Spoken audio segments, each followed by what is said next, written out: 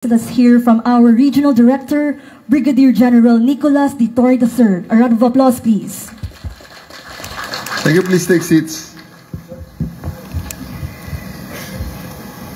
Let me start by acknowledging our command group who is seated with me at the stage, led by General Johnny Bartolome, Colonel Rolly Sogilon, our DRDO, and Colonel Roel Flores, our Chief Regional Staff, and of course to Father Gilbert Ilagan, our RPO, the other staff. Nakita ko naman si Lisa, mukhang nakangiti si Lisa, mukhang may balitang maganda. Palakpakan natin ang ating mga regional staff, ang ating mga awardees na ngayon ay ating pinararangalan sa katatapos nating operasyon. The other senior officers, members of the parading elements, NUPs, friends, ladies and gentlemen, magandang umaga po sa ating lahat.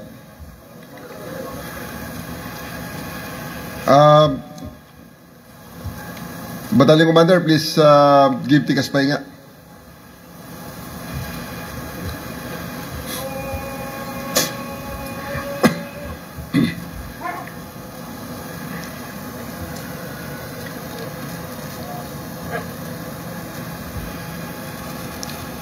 2 weeks na nakalilipas na ating natapos ang ating pinakamalaking trabaho to date. Hindi lamang siguro sa region, kundi sa PNP, sa buong PNP. At tatanong ko lang kung kayo ba ay nakabawi na. Ako ay medyo tumaba na nga rin. Nakabawi na ako ng aking bigat. 75 kilos na naman ako. Kayo ba, naka-relax na? Relax na? Okay, so nakabawi na tayo. Again, palakpakan natin ating mga sarili sa isang successful na operation. This morning we had given the appropriate awards. Symbolic lang 'yon sa ating mga taong nagtrabaho sa ground. Almost 4,500 lahat. Bawat isa sa atin ay nakiisa para ma-achieve ang trabahong ito. But in the aftermath of that accomplishment, of that operation, there is still a lot of work to do. Marami pa tayong mga kaso na hindi na ipa-file.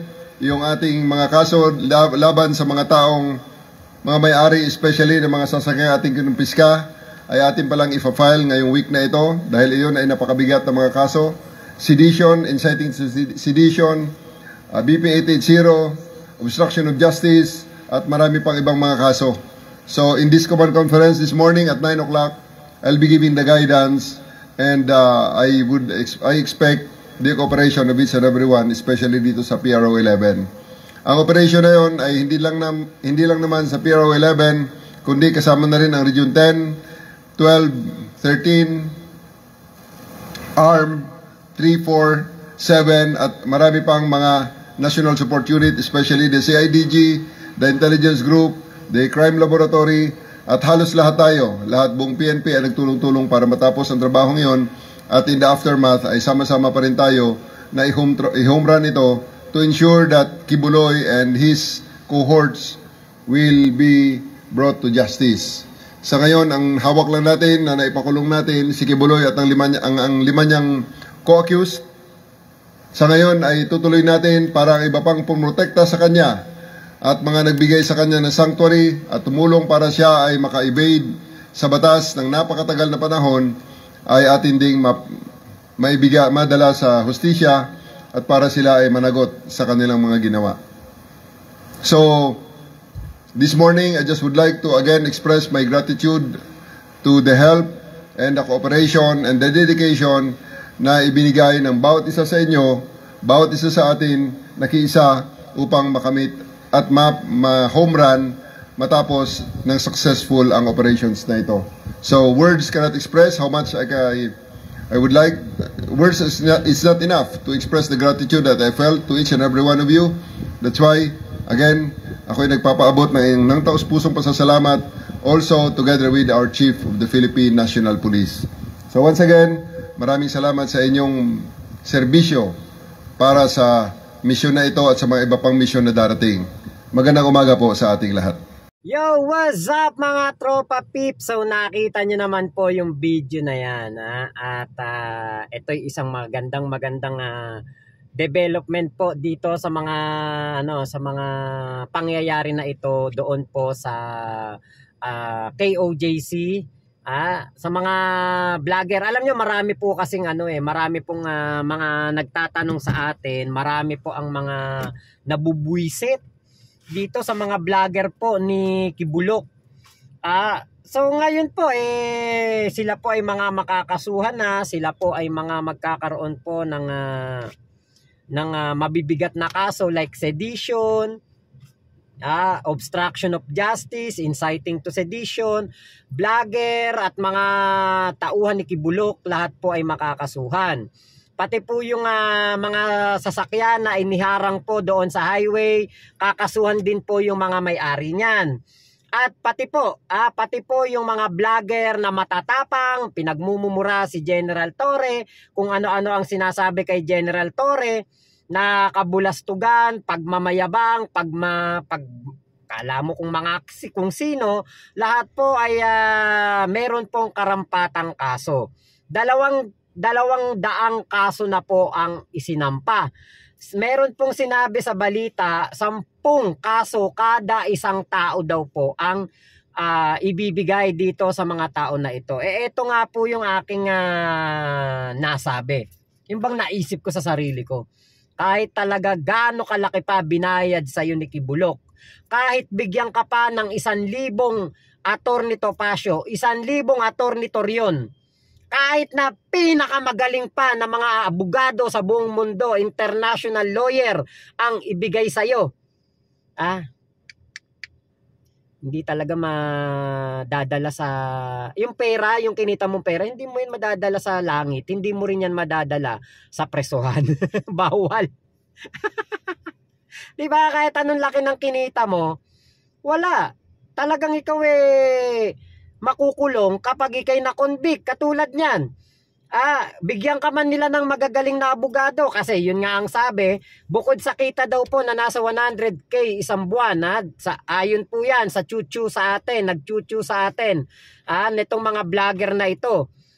Let's say kumita ka dyan ng 1 milyon, madadala mo ba yan sa presohan? Diba? Kahit nasabing bigyan ka niya ng 1,000 magaling na abogado, sino ba makukulong kapag na-convict ka? Diba? Sino ba ang mapaparusahan? Yung abogado ba? Hindi naman. Ikaw naman ang magdudusa sa loob ng kulungan, diba?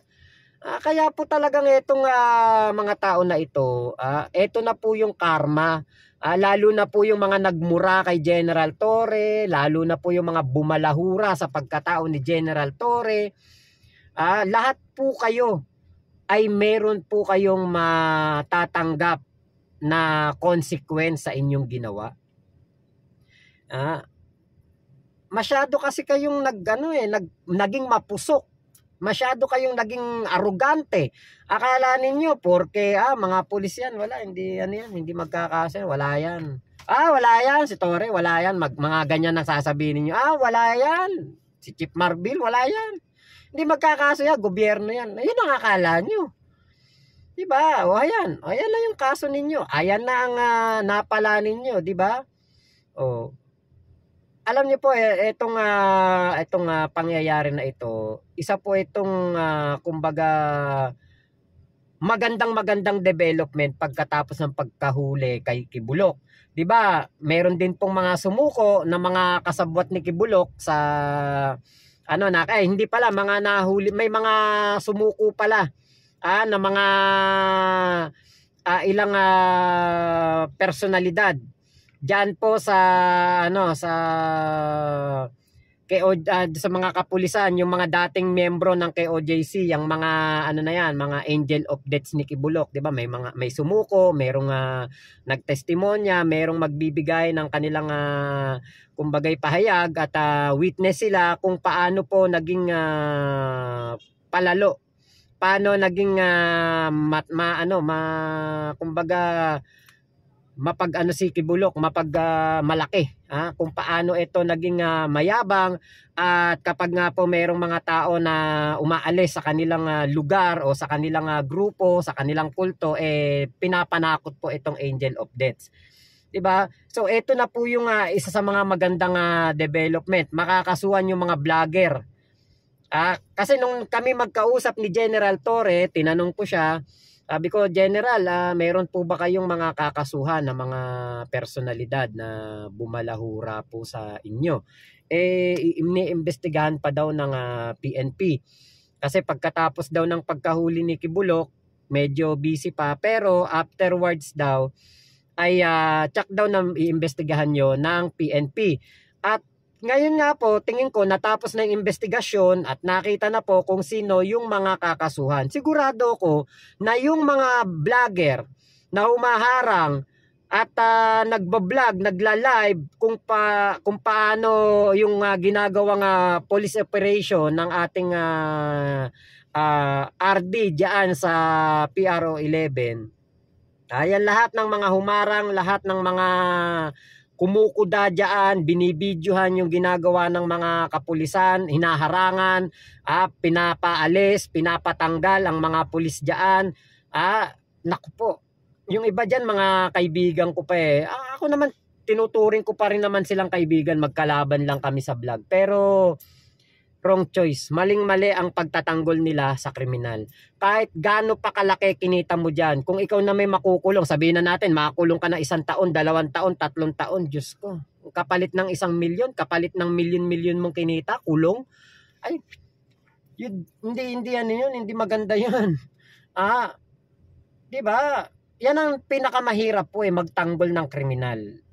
Kung totoo yung sinasabi nila, wala silang bayad yan, ay, putya, di mas lalong ano yun, ano yun, di ba? Putang ina, nagtanggol ka ng kriminal.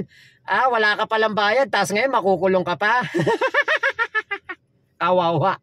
Di ba? So, minsan kasi, kahit anong sabihin na, kahit anong talino pa ng matching, ang mga matching po, na pag-iisahan. Lalo na, kapag ganyan, binulag kayo sa pera, binulag sa hotel, binulag sa mga pagkain. Pero ang kapalit pala nitong mga masasarap na bagay na ito, kulong ng ilang taon. Kasi tsak na makokonvict yung mga yan dahil ang mga ebidensya nasa kanila. Ang mga ebidensya nasa mga balita nila, nasa mga vlog nila, nasa mga video nila. Kahit burahin pa nila yung mga video nila, yung mga live nila na yan, na-i-download na po yan, na-ipasa na po yan sa korte, na-i-file na yan. Kaya, diba? Better luck next time, bawi na lang sa susunod na buhay, wag nang magtanggol ng kriminal. So, yun lamang po. Maraming salamat sa pagsama nyo dito sa aking vlog na ito. Congratulations kay General Torre. Congratulations sa lahat po ng mga kapulisan na tumulong para mahuli po itong si Kibulok. Thank you po sa inyong lahat. Maraming salamat sa mga sumusuporta kay General Torre, sa mga nanonood ng ating vlog. Thank you po. Ingat po kayo. Nasan mang panig ng mundo, momo, chup chup. Love you. God bless us all. Pilipinas. God first.